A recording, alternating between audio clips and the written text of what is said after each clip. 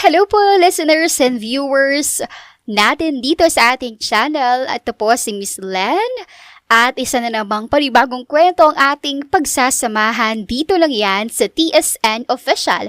Pero syempre bagong lahat, here's our comment of the day from Miss Feli Duhali, Miss Len and team. Happy kinig from Hong Kong.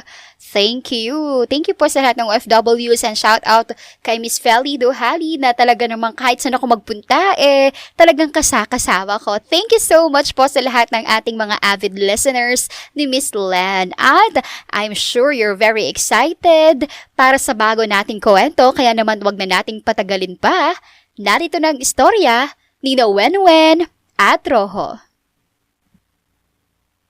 Wenwen! Iwinasiwas ni Sheena ang kamay sa harap ng kaibigan at katrabaho na si Wenwen, na noong mga oras na iyon ay nakatulala habang buhaghag ang buhok. Hoy! Anyari ba sa'yo, girl? Nangihina ako Concert ngayon ng mga bebe loves ko sa MOA. Tapos nandito ako at nagtatrabaho. Ang hirap maging nurse. Gaga, akala ko naman kung ano nangyari na sa'yo. Nag-alala pa ako. Napailing-iling si Sheena. Hindi na siya nagtaka sa hinaing ni Wenwen dahil iyon lang naman madalas ang dahilan kaya ito nangihina. Mahilig kasi si Wenwen sa mga P-pop. Ang idol nga nitong mga grupo ay ang SB19 at BINI.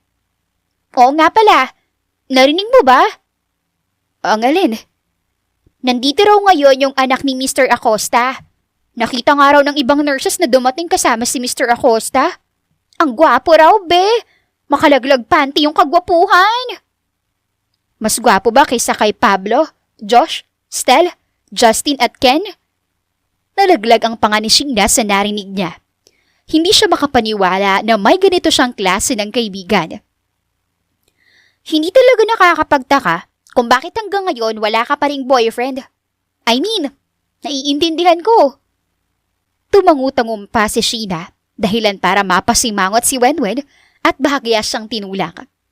Natuwa si Sheena sa ginawa niya at umatras dahil alam niyang namimisikal na naman ang dalaga. Madalas kasi siya nitong hampasin. Che, akala mo naman may boyfriend ka?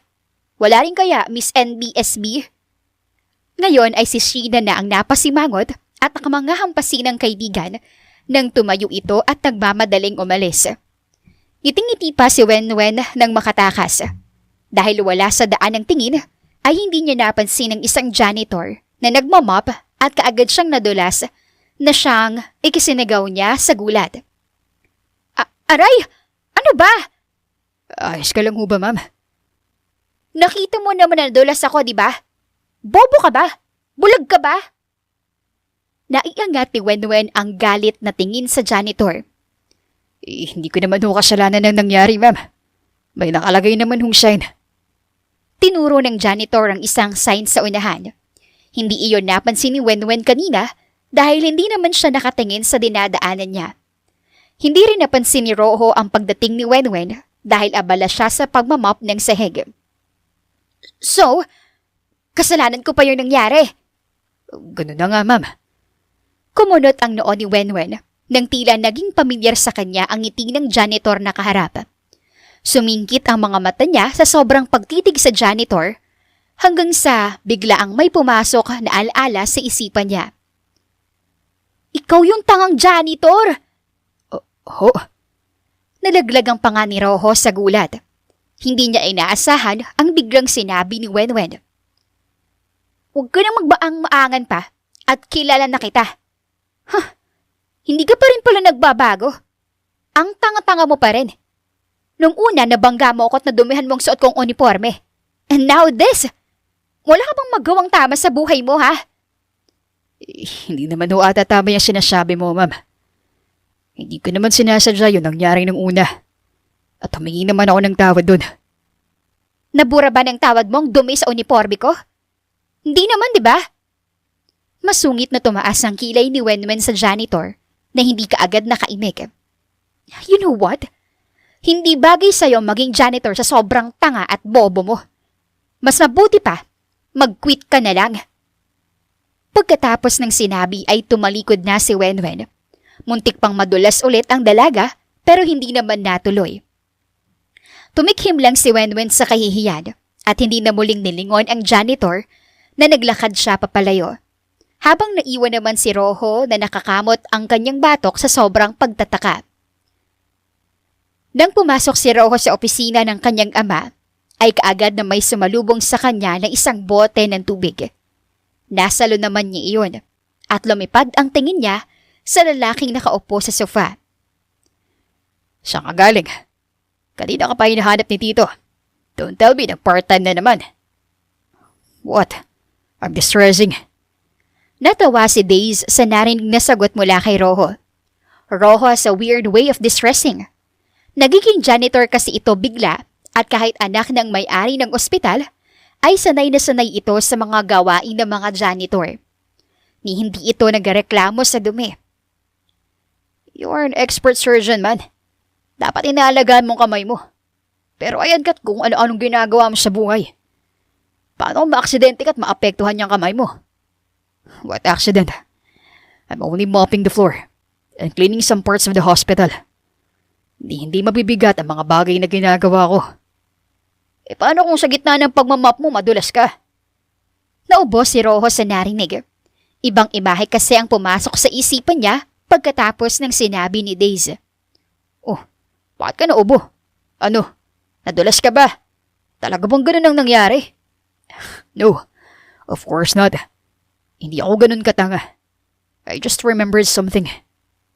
Umalpas sa labi ni Rojo ang isang ngiti na ikinakunot ng noo ni Days. Paano at ngayon niya lang nakita ang kaibigan na ngumiti ng ganoon katamis? Are you in love? Oh, pinagsasabi mo. Umingiti ka. Ang tamis pa nga ng ngiti mo eh. Nakakakilabot tingnan, bro. What?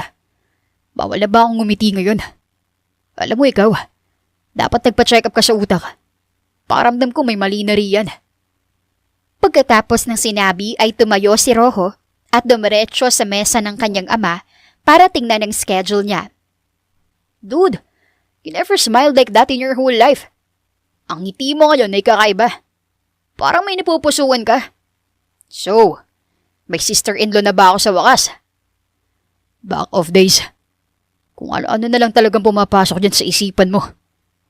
Hindi eh. Nararamdaman ko talaga na may something. Meron talaga. Wala nga. That's just your mind being imaginative. Sumingkit lang ang mga mata ni Days sa kaibigan. Hindi naniniwala si Days na wala lang ang naging ngiting iyon ni Rojo. Nararamdaman niya na may kakaiba sa kaibigan at malalaman niya rin kung anong mali rito. Pagkaupo ni Rojo sa hapag ay kaagad na lumipat ang tingin ng kanyang ama sa kanya. Ang mga mata ni Rain ay seryoso at bahagya pang tumaas ang kilay nito. Ano itong narinig ko mula kay Days na nagtatrabaho ka raw bilang janitor sa ospital? Kaagad na pinigilan ni Rojo ang sariling magsalita laban sa kaibigan niya at pinilit niya ang sariling ngumiti sa ama.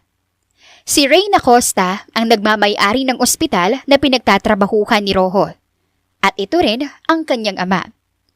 Pero walang nakakakilala kay Rojo roon ng lubusan dahil nagpapakita lamang siya roon kapag may operasyon siyang kailangang tapusin. I was just bored, Dad.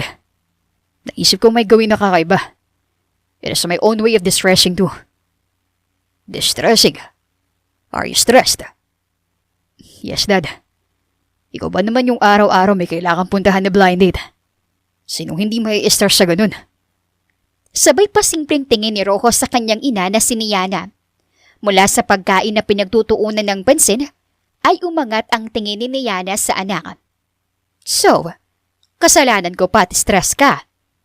Yes, Mom. Kasalanan mo. Bakit pa kasi kung sino-sinong babae ang gusto mong makilala ko? I mean, ganun mo na ba kaayaw sa akin at gusto mo nang ipatapon sa iba? Well, hindi naman kita ipapatapon sa iba kung ayaw mo lang akong bigyan ng apo. It's because I don't have a girl like that. Someone that I like, Mom. That is why I'm setting you up on a date. Anong kunik na sa sinasabi ko, Mom?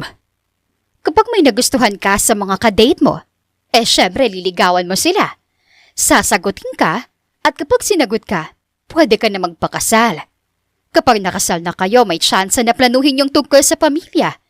Magkakaanak kayo at may apo na ako. Done deal.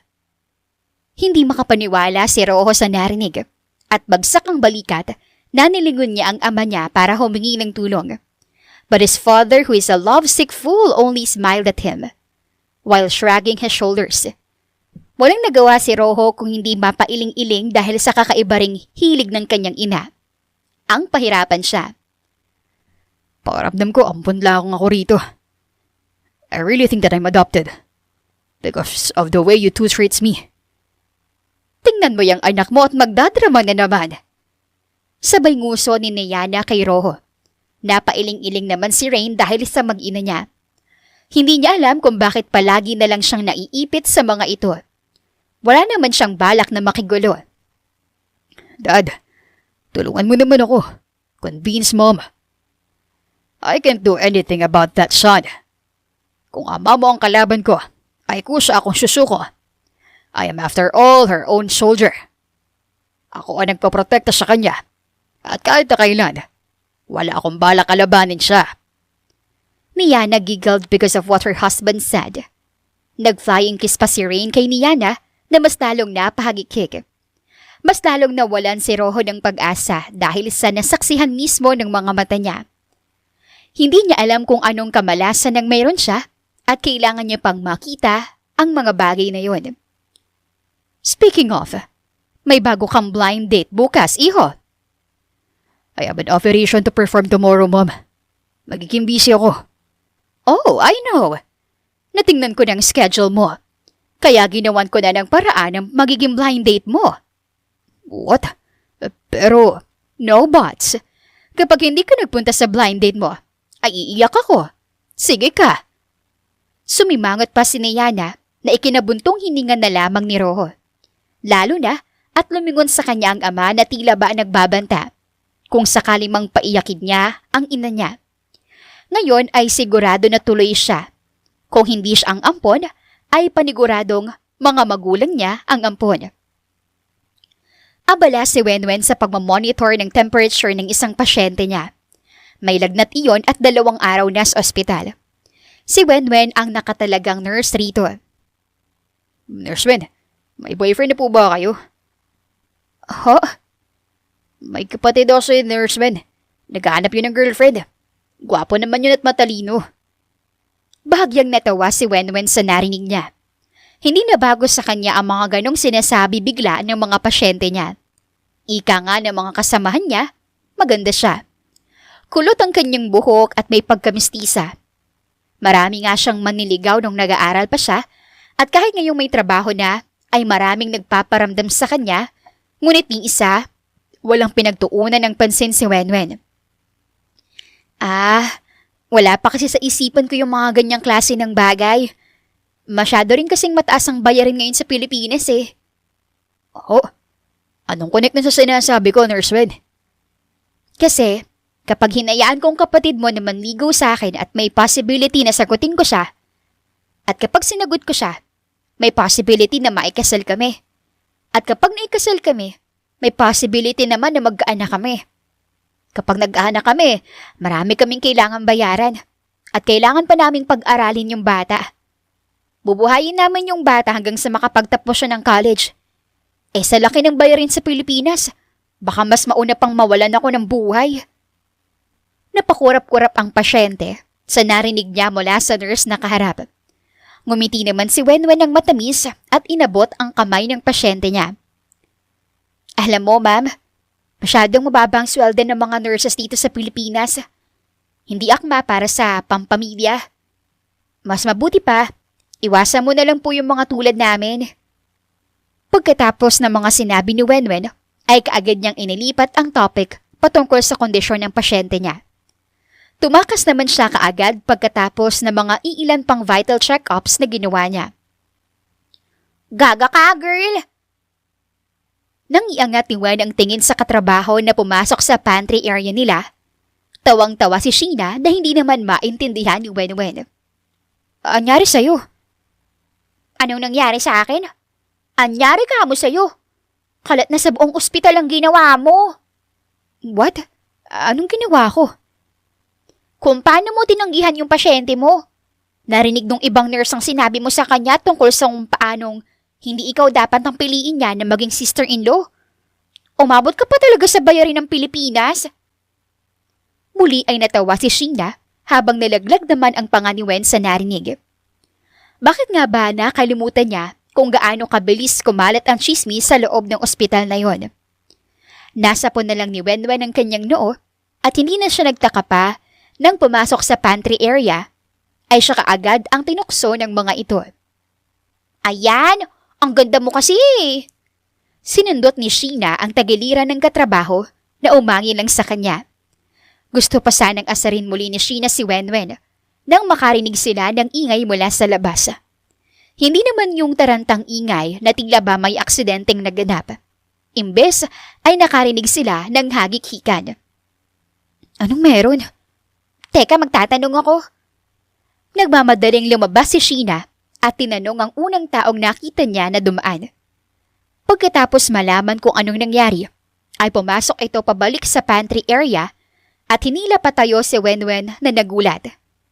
Naditawan pa nito ang tinapay na kanina lang ay nginunguyan nito. Kumakain pa ako. Mamaya mo na ituloy yan. Pumunta tayong observation deck, please. Ha? Anong gagawin ko ron? Mamaya na. Ano ka ba? Mauunahan tayo. Nasa OR daw ang anak ni Mr. Acosta. Ayaw mo bang makita yung nag-iisang golden hands ng ospital natin? Ngumiwi si Wenwen sa narinig niya. Tunog fangirl kasi yung pagkakasabi ni Sheena. Hindi nagtaka siya, lalo na at madalas bukang bibig ni Sheena ang naturang surgeon simula nang dumating ito sa ospital nila. Crush daw ito halos ng lahat. Kahit wala pa namang nakakakita sa buong mukha nito dahil madalas ay nakamask ang binata. Anong magagawa ng golden hands na yan kung nagugutom ako? Ikaw na lang ang pumunta. Kakain muna ako. Ang cold mo naman, girl. Malay mo naman at maging kayo ng anak ni Mr. Acosta. Ha? Malabong mangyari yan. Hindi ko pa nakakita yung anak ni Mr. Acosta at wala rin akong pake sa kanya. Abala kong gawin ang trabaho ko. Pwede ka namang magtrabaho nang may kasamang paghaharot. Umalis ka na at wag mo na akong guluhin dito. Itinaboy ni Wenwen ang katrabaho na walang nagawa kundi mapabuntong hininga. Bago ito nang mamadaling lumabas para makisabay sa iilang intern at nurses na gusto ring makita ang anak ng may-ari ng ospital na tinawag na Golden Hands Surgeon dahil wala ni isa sa mga pasyenteng inoperahan nito ang nawala ng buhay. Ilang oras din si Wenwen sa pantry at nang lumabas na siya roon ay may nakasalubong siyang isang doktor na may suot na mask. Muntikan nang matumba si Wenwen nang magkabanggaan sila. Kung hindi lang siya mabilis na nahawakan ng lalaki sa bewang. Are you alright, Misa? Yeah, ayos lang ako. Mabuti naman kung ganun. Kumunot ng bahagya ang noon ni Wenwen nang tila naging pamilyar sa kanya ang mata ng naturang doktor. Bahagyang bumaba ang tingin ni Wenwen sa name tag nito nang umatras siya. Rojo Acosta. Isang Acosta lang ang kilala ni Wenwen. Good day, Dr. Acosta. Good day, Misa. Pagkatapos ng sinabi, ay bahagyang yumukod si Wenwen sa kaharap bago siya nagmamadaling umalis na. Dr. Acosta? The Golden Hand Surgeon? Pero bakit ang pamilyar ng mga mata niya? Bakit parang nakita ko na rin siya dati? Napuno ng pagtataka ang buong pagkatao ni Wenwen. Wala naman kasi siyang maalalang pangyayari kung saan nakilala na niya o nakausap ang anak ng may-ari ng ospital. Nagpapadyak ang paang sumimangot si Sheena. Kulang na lang at gumulong-gulong ito sa sahig para kompleto na ang pagtatantrums nito. Paano at nakwento ni Wenwen na nakita niya ang anak ni Mr. Acosta. Sana hindi na lang ako umalis sa pantry. Baka nakita ko rin siya. Para namang mawawala ka sa mundo kung makaakto ka riyan. Normal na tao lang naman yung anak ni Mr. Acosta, girl. Wala namang special sa kanya. Sinasabi mo lang yan kasi bato yung puso mo. Kung bato ang puso ko, sana matagal na akong hindi humihinga, girl. Ayusin mo naman yung rebuttal mo. Idioms ang tawag sa ganyan, girl. Inismera ni Wenwen ang katrabaho. Kagagaling niya lang sa isang pasyente niya dahil siya ang nakatalagang magbigay ng gamot nito. Dumaan pa siya sa iilan na kailangan ng IV fluids at injection bago siya nakapagpahinga ng tuluyan. Bakit ikaw pang nakakita sa kanya? Kung wala ka naman sanang pake, no? Dapat ba hindi rin ako magkaroon ng pake sa kanya para makita ko siya sa maalapitan? I doubt that would happen. Sana kasi tinawag mo ko kagad nung nalaman mo na siya ngayon eh. I mean, girl, chance ko na yun para magpapansin sa kanya, no? I didn't know that you were that so much into him. Akala ko, idol-idol mo lang yun. Wala namang masama kung umasa ako, di ba? Baka naman mapansin ako. Baka lang naman. Muling umingot si Sheena at pumeke ng iyak na siyang ikinabuntong hininga ni Wenwen. Gustong-gusto na ni Wenwen na tumahimik ang buhay niya. Pero dahil sa katrabaho, ay kanina pa iyon nagugulo. Ayaw kasi siya nitong tigilan. May pera ka, hindi ba? Alamin mo na lang ang pangalan niya, tapos paimbestigahan mo. Mas madali yun. Kapag nalaman mo na kung saan siya nakatira, dumiretso ka na lang doon suot-suot ang wedding gown mo. Magdala ka na rin ng pare para walang hassle. Nakakainis ka namang kausap eh. What? I'm just suggesting. At maganda naman yung suggest ko sa'yo ah. Very feasible. Hindi talaga nakakataka kung bakit hanggang ngayon di ka binibigyan ni Lord ng boyfriend. Alam niya kasi na magdudusa kung sino mang lalaki na magkakagusto sa'yo. Haha, at least, hindi ako isang hopeless romantic fool na hindi mapansin-pansin ng idolo niya. Nakasimangot na hinampas ni Sheena ang balikat ng katrabaho na natawa lang sa kanya. Gulat na nasa po ni Days ang kanyang dibdib pagkatapos bumungad sa kanya ang kakaibang itsura ni Rojo nang pumasok siya sa opisina ng ama nito. What the hell, bro? Anong ginawa mo? This is my janitor face. Gwapo pa rin naman ako, di ba? Dinuro pa ni Rojo ang kanyang muka na siyang ikinakurap-kurap ni Days. Ngayon lang kasi nakita ni Days ang muka ni Rojo habang nagdi-disguise ito bilang isang janitor. Makikilala pa rin naman si Rojo ng mga tao, lalo na kung kilalang-kilala ng mga ito ang binata. Yun nga lang, iba na ito sa orihinal nitong itsura. Dahil tan na siya at may mustache pa. Isa pa na magulo na ang buhok nito at hindi tulad ng palagi na sobrang linis at ayos tingnan. Kapag nakita ni na tito-tita itsura mo, patiguradong magwawala sila. Huwag mo sabihin sa kanila kung ganun. Kapag chinismis mo sa kanila, pati itong itsura ko, FO na tayong dalawa. FO? Friendship over. Mabilis na napasingap si Days sa narinig niya at hindi makapaniwalang handa si Rohong tapusin ang pagkakaibigan nila kung sakali mang maikalat niya ang disguise nito. Anyway, kung may dumating rito mamaya na naghahanap sa akin, sabihin mo wala ako. Kahit pa sinamamatdan yun. Especially mom. Are you telling me to lie to your mom? Yeah. Si mom yun, kaya wala kang dapat na ikatakot.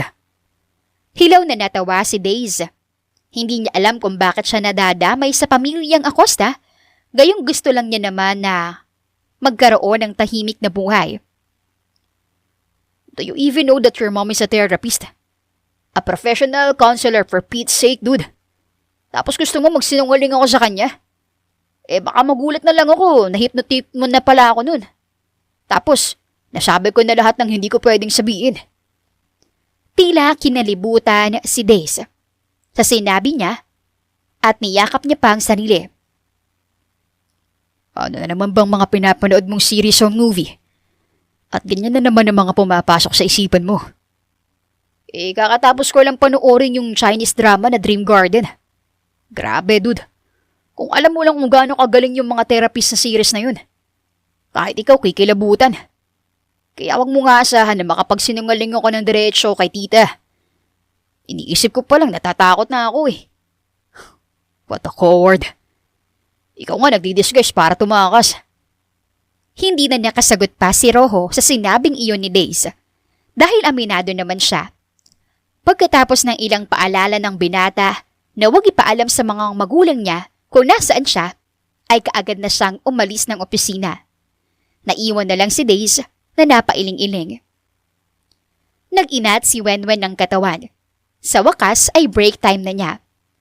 Pagod na pagod ang paa niya dahil sa sunod-sunod na nangyayari sa loob ng ospital. Kanina lang may nawalang pasyente. Yung pasyente nila na may demensya, kaya halos lahat sila ay naghanap. Nang mahanap nila iyon, ay may nagwala naman sa kabilang ward. Dahilan para dumiretso siya roon. Time for a recharge. Inilabas ni Wenwen ang kanyang cellphone. May 15 minutes break siya sa hapon na yon, kaya balak niyang manood ng mga videos para maaliw at maalis ang pagod na nararamdaman niya. Akmang maglalakad si Wenwen papuntang hagdanan, nang may biglang humilas sa kanya na siyang ikinagulat niya. Basa. What? Basa ho roon, ma'am. Baka pag nadulas kayo, sakay mo na naman isisi ang nangyari.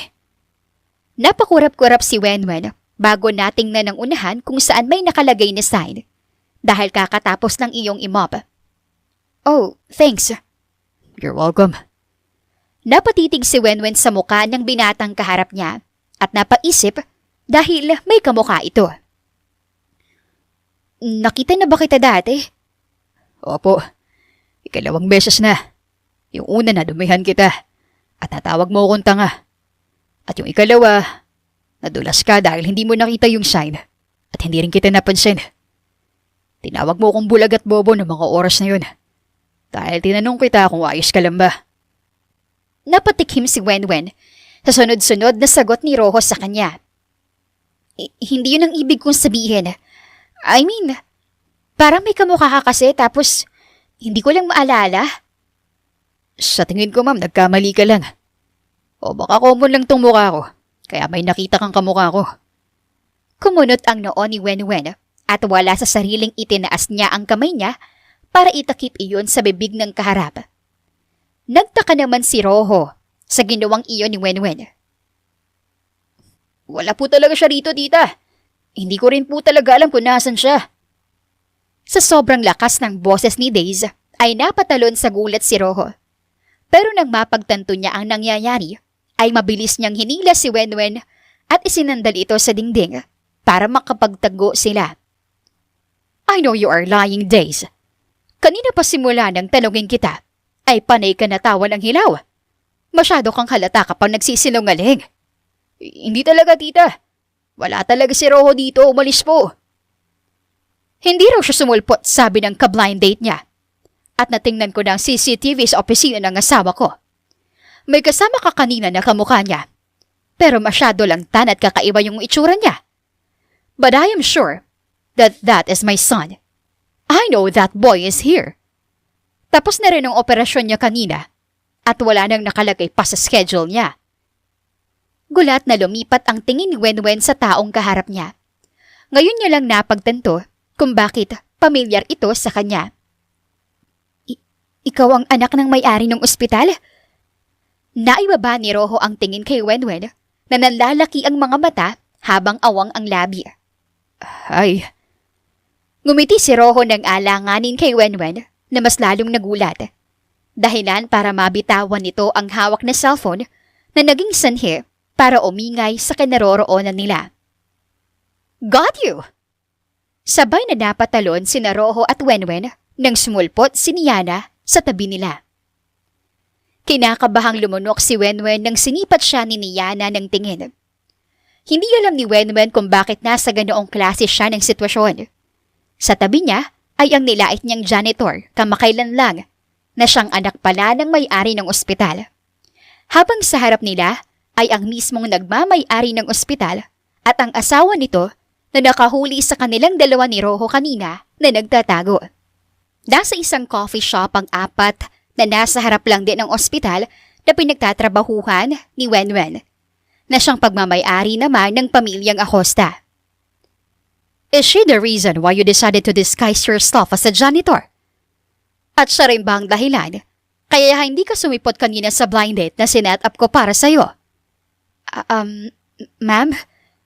Bago pa man matuloy ni Wenwen ang sagot, ay naramdaman niya ang paghawak ni Rojo sa kanyang kamay sa ilalim ng mesa. Dahilan para matikom niya ang sariling bibig. Yes, Mom. She's the reason why I disguised myself as a janitor. Gusto ko lang magpapansin sa kanya. At yes, siya rin ang dahilan kaya ayoko sa mga blind date na sineset up mo para sa akin. My heart is already taken, Mom. Pinigilan ni Wenwen ang sariling suminghap sa gulat. Nang tumingin sa kanya ang ina ni Rojo, ay kaagad siyang ngumiti rito ng matamis. Ganoon ba?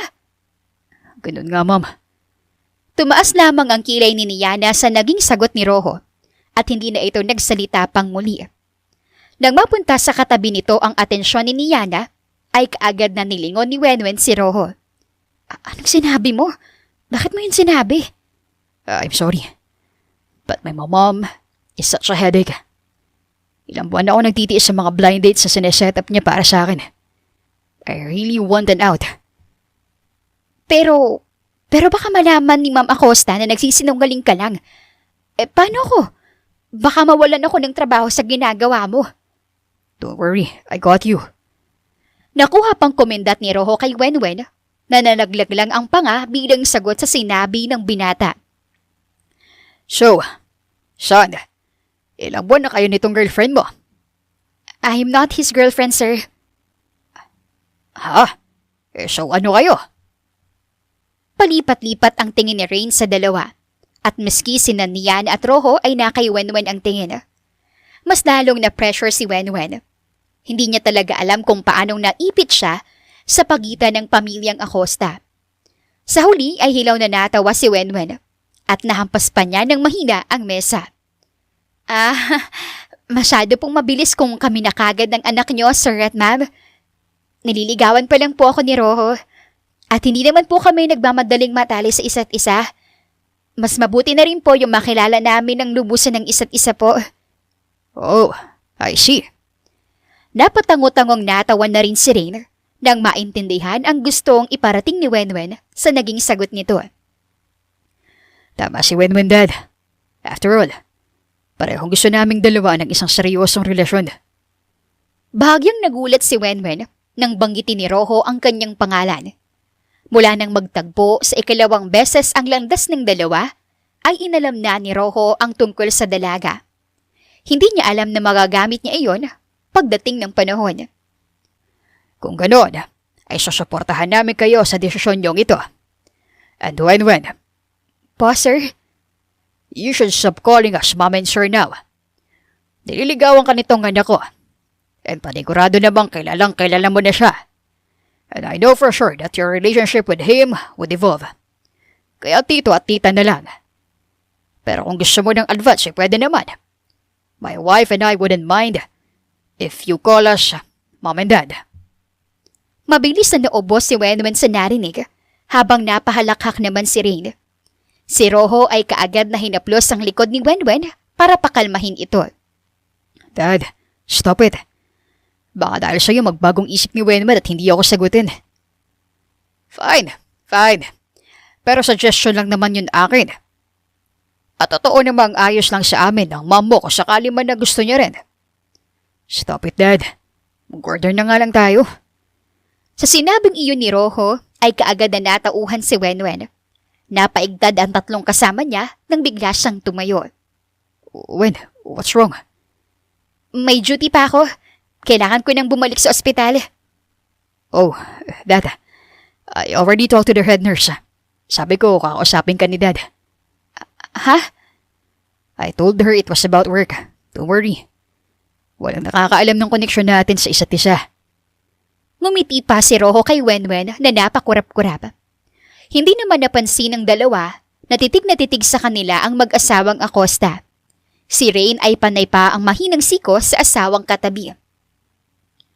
Sa akin talaga nagmaan ang anak natin. Ang swabe niyang gumalaw. You were a coward when you were still teenager though. Natigil sa pagbubulungan ng dalawa nang makita nila kung paano hilahin ni Rojo ang pulsuhan ni Wenwen para paupuin ito ulit. Come on, umupo ka muna ulit. I know you are tired. Just have some coffee bago ka bumalik sa duty mo. Pero, Ayos lang yun. Naipagpaalam naman na kita eh. They won't look for you. pero baka maraming pasyente ngayon.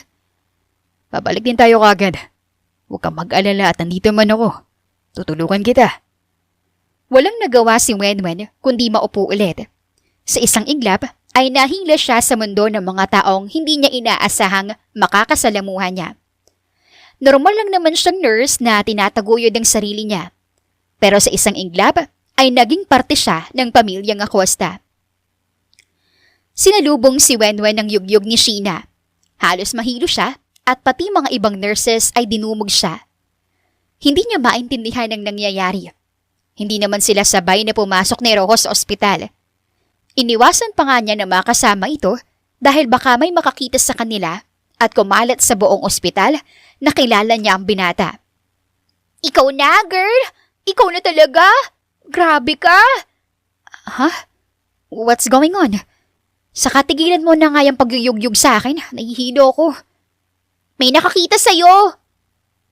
Natigilan si Wenwen. Kasabay rin ang pagtigil ni Sheena sa pagyugyug sa kanya.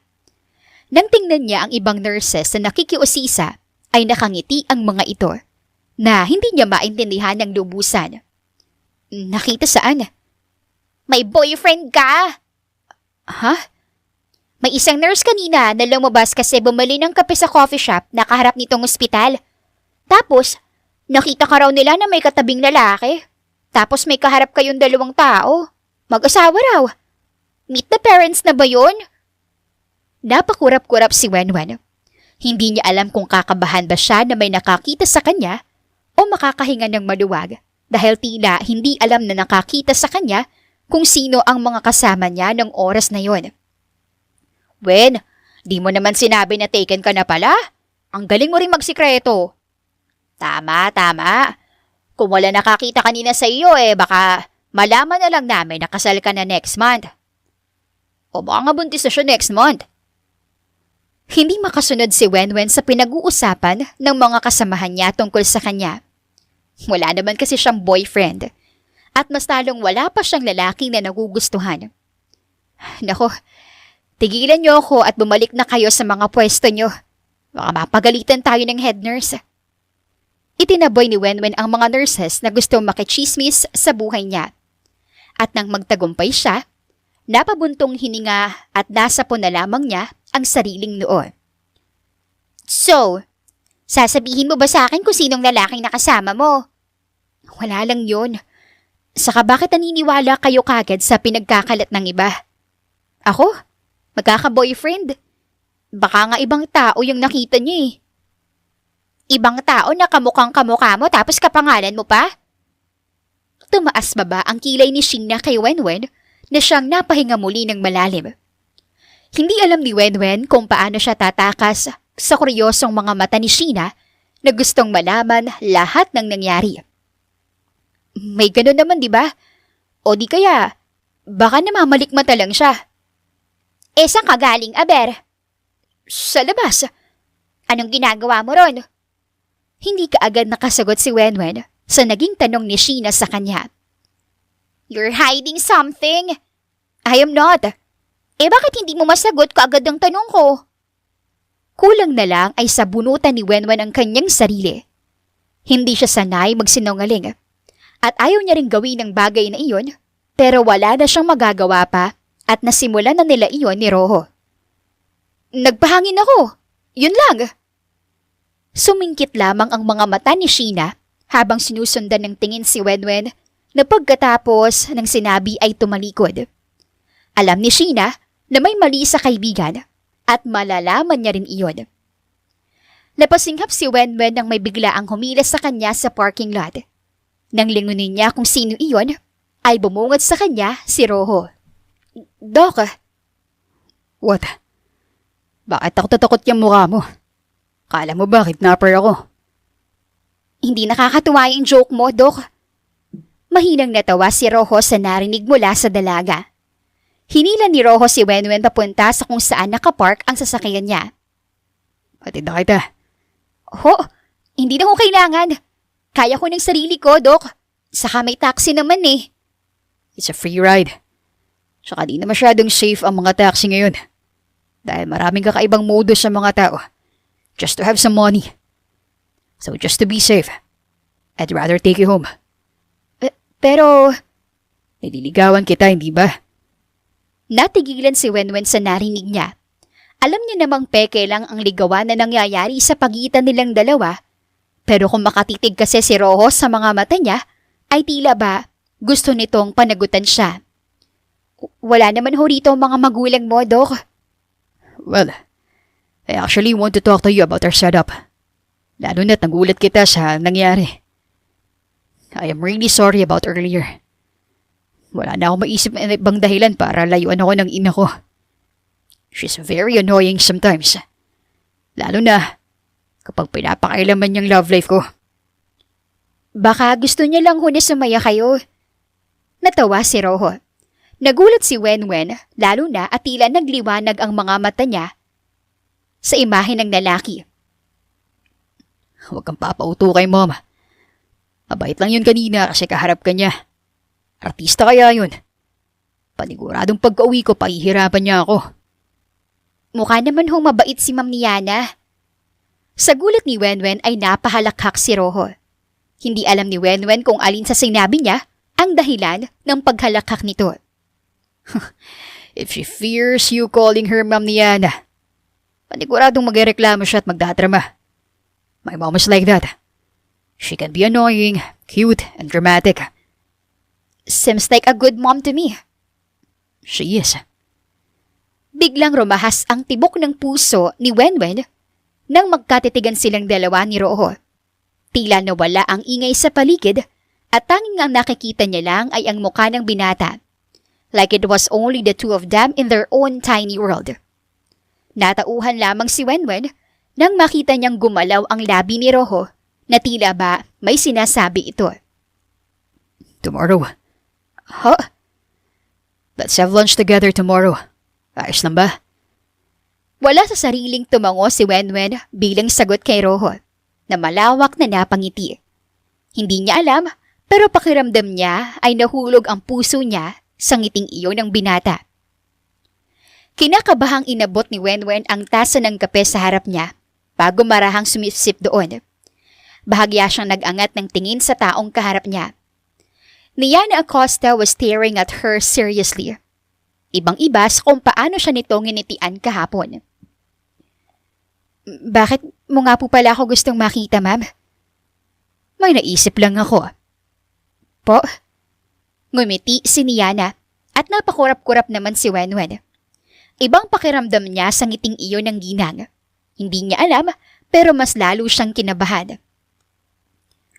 Kailan kayo nagkakilala ng anak ko? At saan? Tumikhim si Wenwen at muling sumipsip sa kape niya habang inaalala ang sinabi ni Rojo sa kanya noong nakaraang araw. Kapag tinanong siya ni Mom kung kailan sila nagkita at saan, hasabihin niya lang ay yung panahong totoong una silang nagkita. Just to be natural and to be safe too. Iyon ang sinabi ni Rojo kay Wenwen nang ihatid siya nito kahapon. Actually, hindi pa po umaabot ng 1 taon simula nang makilala ko si Rojo. Alam mo naman po na nagpanggap siyang janitor, hindi ba? Yes. Ang sabi niya, para mag-distress. Marahang napangiti si Wenwen sa narinig. Kung ganoon, ay parang siya pa pala ang nai-stress kada nagpapanggap si Rojo na isang janitor. Dahil palagi siyang minamalas kapag nagkikita sila ng binata. We met while he was disguising himself as a janitor. Hindi ko alam pero nagtatagpo ang landas namin palagi kapag nagpapanggap siya bilang isang tagalinis ng ospital. At that time, natapunan niya po ako ng kape. Sa inis ko kasi sobrang puti ng uniforme ko. Natawag ko siyang tanga. May iba pa po akong sinabi nun na pwedeng makasakit sa damdamin niya. Nahaplos ni Wenwen ang kanyang braso. Hindi niya alam pero sobrang natural ng pagkukwento niya. She doesn't even feel any sort of discomfort. Na tila ba lahat ng nararamdaman niya noong mga oras na iyon ay totoo. And then, we met again. At nadulas na ako that time. Siya pa rin ang sinisi ko sa sobrang inis ko sa nangyari sa akin.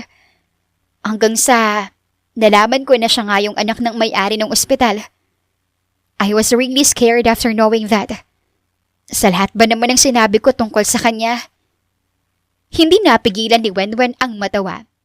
Ang noon ay marahas na tibok ng puso niya dahil sa kaba, ay napalitan ng kakaibang damdamin na noon ay hindi niya naman nararamdaman. Looks convincing. If only I don't know what's really going on between the two of you. Huh? I know my son. Alam kong kahit na kailan, hindi siya magkakagusto sa isang tulad mo. Ano pong sinasabi niyo? You are only a nurse, Iha. I did an investigation about you. Wala kang pamilya, an orphan, nakatira sa isang apartment mag-isa. Low maintenance. Doesn't really suit my son's taste of a woman. Unti-unting umawang ang labi ni Wenwen sa narinig at ang iting nakapaskil sa labi niya ay nabura. Ngayon ay siniyanan na ang ngumiti, pero pekeng ngiti iyon. Akala mo ba na makapagsisinungaling ka sa akin? Kayo? Oh girl, I'm a therapist. I can do better. Bakit po kayo nandito? Ano pong totoong rason kaya nakipagkita kayo sa akin? Name your price. Po? Name your price. I'll pay you. Layuan mo lang ang anak ko. Tuluyang nabasag ang sayang nararamdaman ni Wenwen simula nang magpalapit ang loob nila ni Rojo. Alam naman ni Wenwen na peke lang ang lahat. Pero hindi niya maintindihan kung bakit sobrang sakit pakinggan ang sinabi ng ina ni Rojo sa kanya. Oh, here. Pwede mong isulat dito sa cheque ang perang gusto mo. You want $1 million? $1 billion? We won't mind. Mayaman naman kami. Inilagay ni Nia ng isang cheque at ballpen sa mesa. Naibaba ni Wenwen ang tingin doon. Ang dibdib niya ay sumisikip pa rin.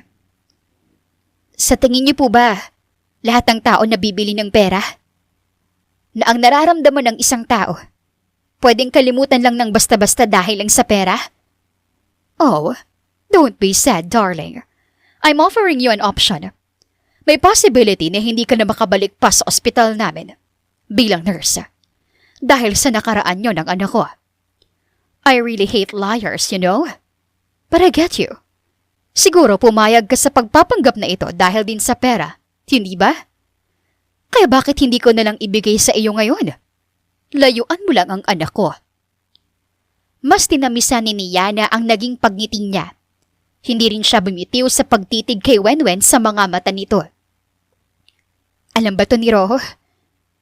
Hindi naman na kailangan. Sapat na kapag napaalis kita sa buhay niya. You should tell him. Ngumisi si Wenwen. Si Niana na ngayon ang nagulat pagkatapos abutin ni Wenwen ang cheque at ballpen.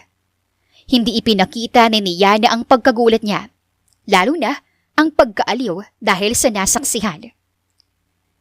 Tell him that I'm a gold digger, na nabili ako ng pera at nakaya ko siyang iwan para sa pera. He'd forget me easily that way. You? Akala mo ba tatanggi ako? Tumawa ng mahina si Wenwen at nagsulat ng halaga sa papel. 50 million. Yun ang nakalagay roon bago niya ipinakita sa kaharap niya. Ika mga mo nga, sino may kakayahan na tumanggi sa pera? I surely don't. Aalisin na rin naman ako sa ospital. Kaya dapat lang na may gawin ako para magkapera kahit paano. Also, you should be grateful I made it 50 million. Ibig sabihin, ganun kataas ang halaga ng anak mo sa mga mata ko.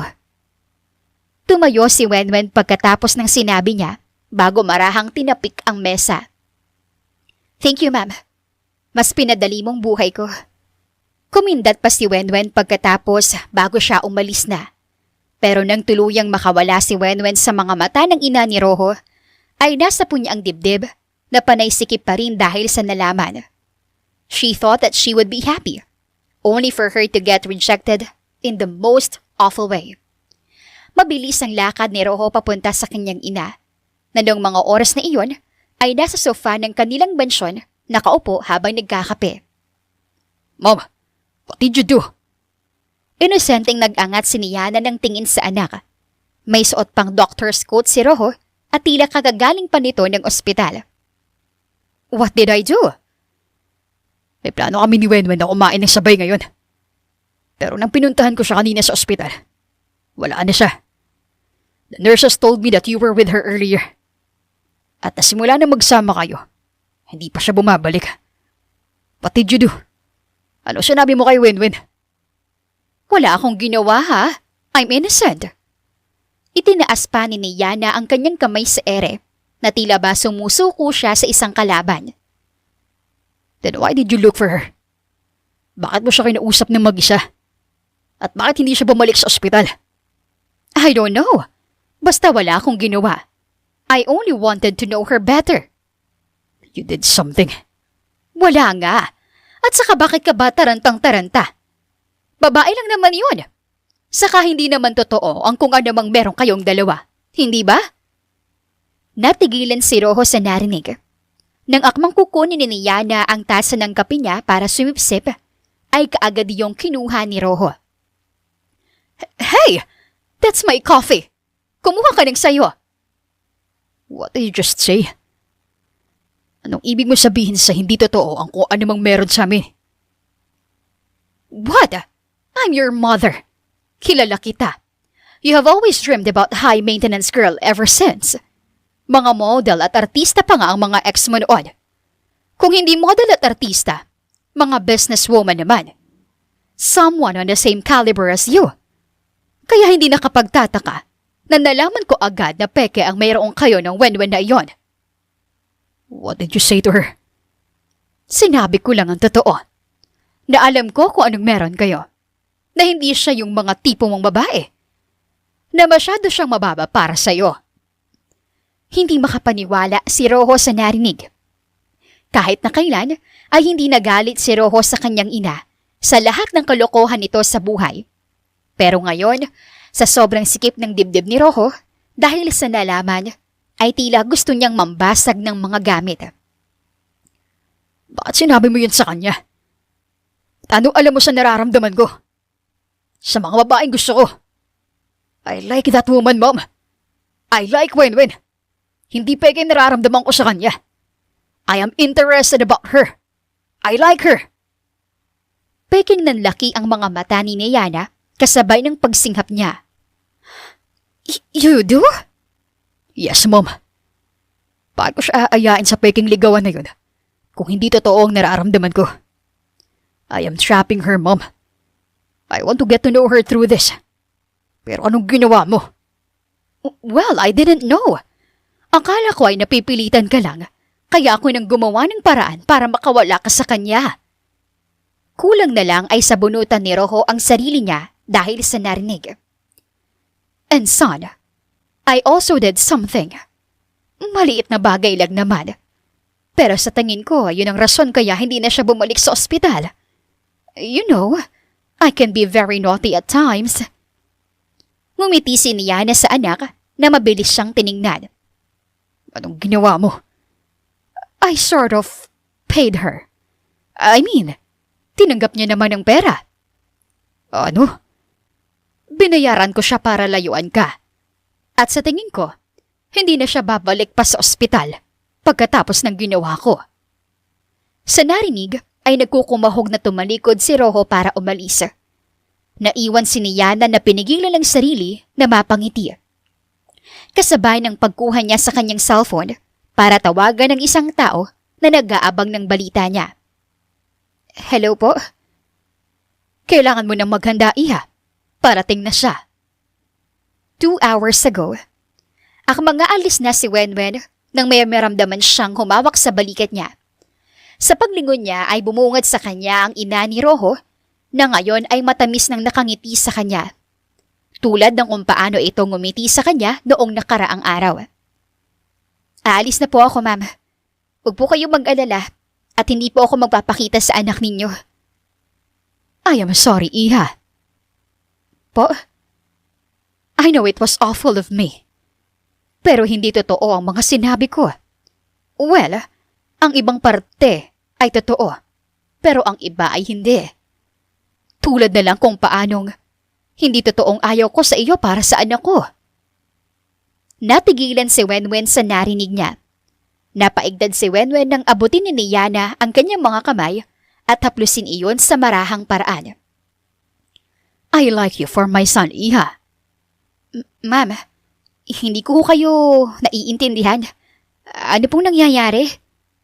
Well, first, I wanted to apologize for saying those harsh words earlier. Gusto ko lang din talagang maging kontrabida sa inyo ng anak ko. Gusto ko ring malaman kung totoong mahal mo ang anak ko. Po, and you do love him. Napakurap-kurap si Wenwen. Mas lalo niyang hindi naintindihan ang nangyayari. Nakalimutan mo po ata, ma'am, na tinanggap ko ang pera. Humalakhak si Yana sa narinig niya. Mas lalong kinabahan si Wenwen. Ngayon lang siya nakakita ng taong pinirahan niya, pero tuwang-tuwa. Oh, didn't I tell you? I'm a therapist. Po, I know it when someone lies, Iha. Basang-basa ko sa galaw mo kanina na nagsisinungaling ka. You probably took the money for something else. Care to share? Nakagat ni Wenwen ang kanyang pang-ibabang labi. Ang kaninang sikip sa dibdib niya ay unti-unting humupa at natabunan iyon ng hiya dahil sa mga planong binabalak niya kanina sa utak. Imbis kasi na magpalamon sa kalungkutan na nararamdaman niya, ay naisip niya si Roho. Balak mo bang itanan ng anak ko gamit ang perang nakuha mo mula sa akin? Paano niyo po nalaman? Mabilis na natakpan ni Wenwen ang sariling bibig nang muling natawa si Yana sa kanya. I am sure of it. Gustong-gusto nga kita para sa anak ko. Ma'am, pero hindi ka pa sigurado kung may nararamdaman siya para sa'yo. Hindi ba? How about this? I'll help you settle things out with him. Kapalit po ng isang apo. Nalaglag ang panga ni Wenwen sa ulat dahil sa narinig. Si Yana ay muling aliw na natawa. Nang kumalma siya at nag-sink-in na kay Wenwen ang nangyari, ay doon na nilapin lalo ang gaganapin nilang aktingan. Upang mapaamin si Roho at para matapos na rin sa wakas ang pagtataguan nila ng nararamdaman sa isa't isa. Gerd, ano nangyari? Ba't parang kilala ka na halos lahat ng Acosta? Ha? Hinila ni Sheena si Wenwen papasok sa pantry area nila. Pagkatapos ay pinaupo ni Sheena si Wenwen sa isang stool bago siya tumayo sa harap nito. Kaninang umaga, inaya ka ni Mrs. Acosta na lumabas. Kahit na kailan wala kang kinuwento sa akin na kilala mo sila. At hindi ko rin naman napansin noon na pinupuntahan ka niya. Ngayon lang. And earlier. Oh gosh, something happened earlier. Ano nangyari? Pati si Wenwen ay nakaramdam sa paraan ng panlalaki ng mga mata ni Sheena. Roho Acosta came. Yung Golden Hand Surgeon? Yung Golden Hand Surgeon? Sabay tango-tango ni Sheena. Inabot nito ang kamay ng kaibigan at mahigpit iyong hinawakan. Aminin mo nga sa akin. Ang alin? May utang ka ba sa pamilyang yon? May malaking utang ka ba sa kanila kaya kanila hinahanap? Ano? Wala. Wala akong utang sa kanila. Eh kung ganun, bakit pati yung Golden Hand Surgeon ng ospital natin hinahanap ka? Everyone knows now that you have a connection with him when... Alam mo naman kung gaano kabilis kumalat ang chismis dito sa ospital. Ngayon ay naiintindihan na ni Wenwen kung bakit titig na titig sa kanya ang mga katrabaho niya kanina pagpasok niya. Akala niya ay may mali sa pagmumukha niya o may nagawa siyang mali. Pero dahil lang pala iyon kay Roho. Nang maisip ni Wenwen ang tungkol sa binata, ay kaagad niyang naisip ang plano nila ng ina ni Roho. Mabilis na napatayo si Wenwen sa kinauupuan niya na siyang ikinagulat naman ni Sheena. Ano nangyari? May problema ba? Kailangan ko magbanyo. Oh, okay.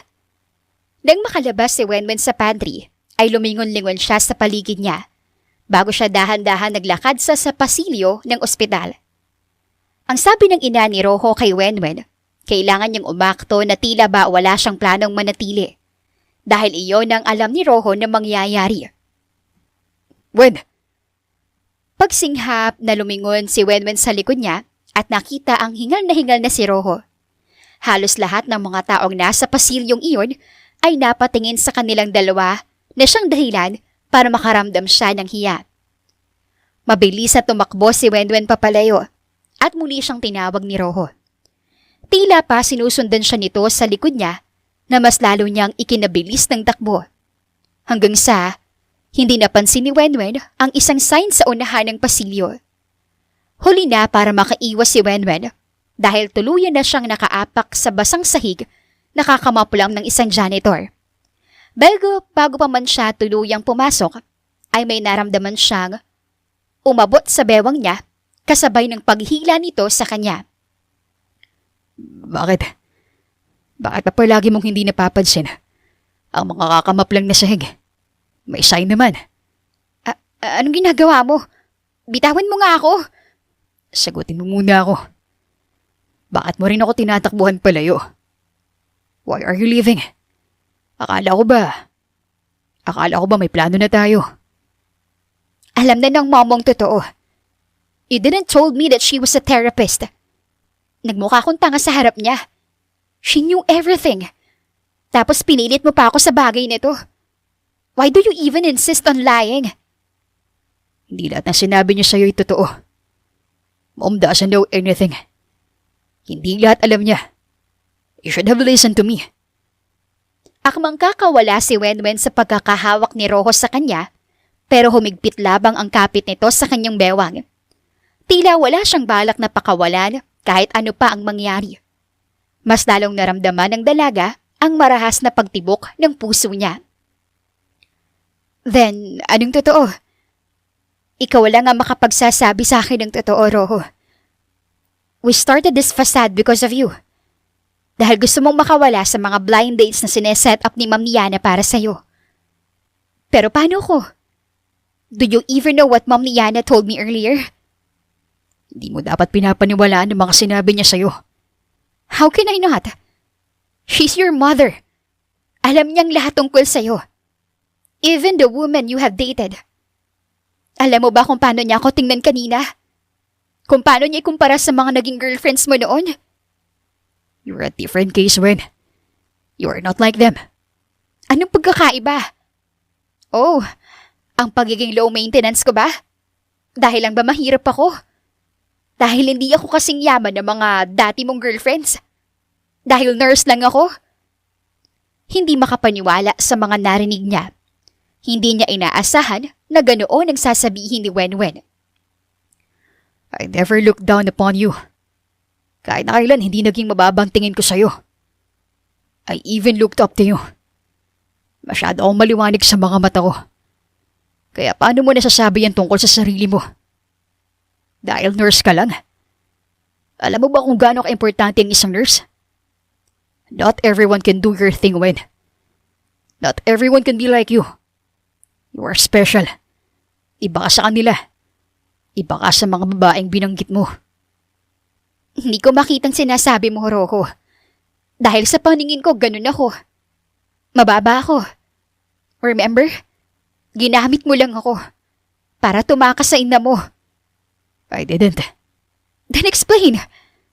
Ipaliwanag mo sa akin ko nung pagkakaiba ko sa kanila. I never wanted to marry them. But I want ours to end in the altar. I want to marry you, Wenwen. Umawang ang labi ni Wenwen sa narinig at nang muli niyang sinubukan na itulak si Rojo, ay tila nang hina ito at kaagad siyang nabitawan.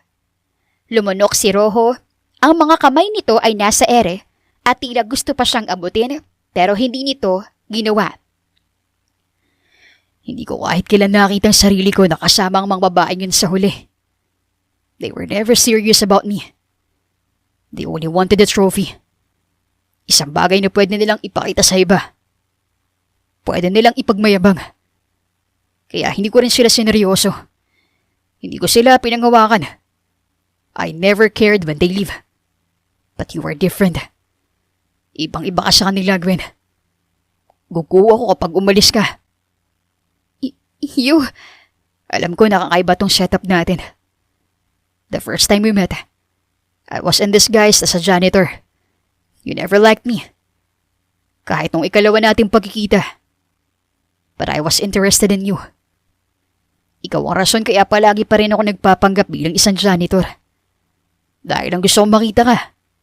Masilayan ka. I was a coward every time I'm in my normal form. Pero hindi ko alam kung bakit mo kapal ang mukha ko kapag nagja-janitor ako. Marahang natawa si Rojo. Nakamot niya ang sariling batok. Nahihiya siyang tumitig sa mga mata ni Wenwen, pero ginawa niya pa rin. I like you, Wen. Anong...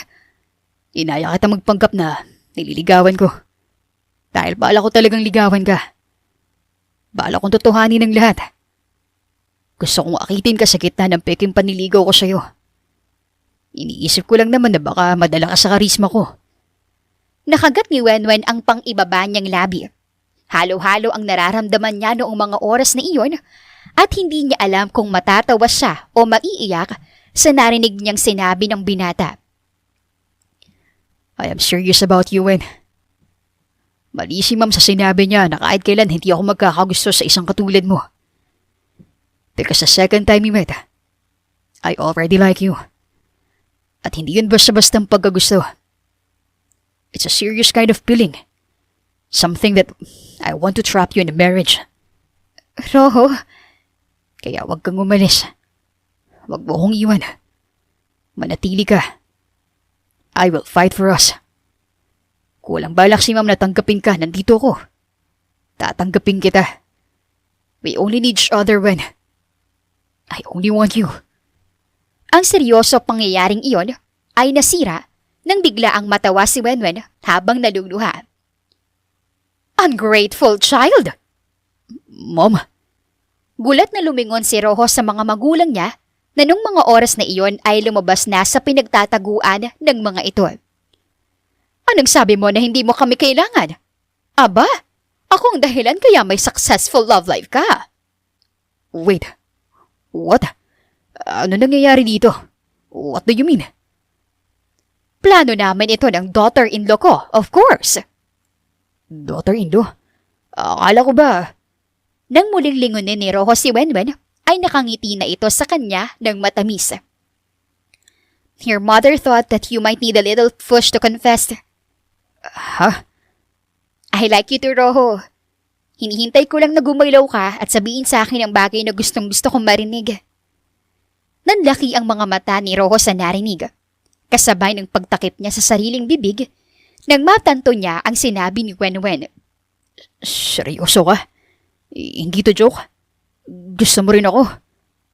Gusto mong patunayan ko? Bago pa man nasagot ni Rojo ang tanong na iyon, ay inabot na ni Wenwen ang pulsuhan niya at sa isang iglap ay sakop na ng mga labi ni Wenwen ang labi ng binata. Ang nanlalaking mga mata ni Rojo ay unti-unting pumikit. I told you, your son was a coward like you. At least, nakasal pa rin tayo. Natatawang hinampas ni Yana ang braso ng asawa na hinapit lang siya papalapit bago hinagkan ang kanyang noo. 2 years later, napalingon si Rojo sa asawa na kakalabas lang mula sa mansyon habang may bitbit na isang Tupperware. Mabilis ang likod nito na ikinababa ni Rojo. Slow down, wife. Baka madapa ka. I'm fine. Don't worry too much. Nag-flying kiss pa si Wenwen sa asawa na napailing-iling na lang habang nakangiti. Nasa hardin ang dalawa sa mansyon ng mga magulang ni Rojo. Naghahanda sila para sa isang picnic dahil may balak na ibalita si Wenwen sa mga ito. Cookies and sweets! Inilapag ni Wenwen ang hawak niyang Tupperware sa isang portable table. May nakalagay rin doon na iilang snacks na hinanda ni Rojo. Sa kanilang dalawa kasi ay mas magaling si Rojo na magluto. Papunta na ba sila, Mom? Yep, they're preparing the juices lang. Alright. Excited ka, hubby? Of course. Pero pakaramdam ko, mas ma-excite si ma'am kaysa sa akin. Matagal niya na itong hinihingi sa akin eh. Natawa si Wenwen. May naalala siyang memorya sa nakaraan niya. Naaalala mo ba yung nakwento ko sa'yo noon na cheque na kinuha ko? Kasi ipangtatanan ko sa ating dalawa. I did. At talagang sinakto mo sa kasal natin ang kwento mong yun. Actually, I didn't told you the whole truth. And I think, hindi rin sinabi ng mom mo sa'yo. Bala kong ibalik sana yung pera nun, pero hindi ako pinayagan ni mom. Basta, bigyan ko lang daw siya ng apo. Hindi napigilan ni Rojo ang mapailing-iling sa narinig niya. And finally, after 2 years, I'm pregnant. You are pregnant? Sabay na napalingon sina Wenwen at Rojo sa mag-asawang dumating. Si Niana ay nanalaki ang mga mata habang nakatingin sa siya ni Wenwen. Congratulations, Mom. May apo ka na rin sa wakas. Isang tili ang kumawala sa mga labi ni Niana pagkatapos mag-sink in sa isipan niya ang narinig. Natawa na lamang si Wenwen nang niyakap siya ng manugang. It was the most perfect moment for her, with her husband and their growing family. Wakas.